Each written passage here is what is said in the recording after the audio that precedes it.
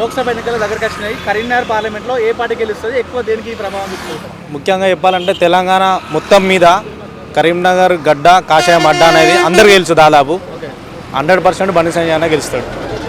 దాదాపు ఒక 2 లక్షల నుంచి 3 లక్షల మెజార్టీతోని గెలవబోతుండ అన్న. అటు బీఆర్ఎస్ కాంగ్రెస్ వాళ్ళ అభ్యర్థి గెలుస్తుందని చెప్తున్నారు, బండి సంజయ్ గెలవాలని చెప్తున్నారు. ఇంకా కాంగ్రెస్ అభ్యర్థి డిక్లేర్ కాలేదు అన్న. బీఆర్ఎస్ క్యాండిడేట్ ఎట్లయినా అది ఇప్పుడు మాజీ ఎంపీ వినోద్ ఉన్నాడు. ఆయనకి ఇక్కడ మా కొత్తపల్లిలో కానీ కరీంనగర్ కాన్ఫరెన్స్లో కానీ ఎటువంటి బలం లేదు. మొత్తానికి 100% 2 నుంచి 3 లక్షల మెజార్టీతో సంజయ్ అన్న గెలుస్తాడు.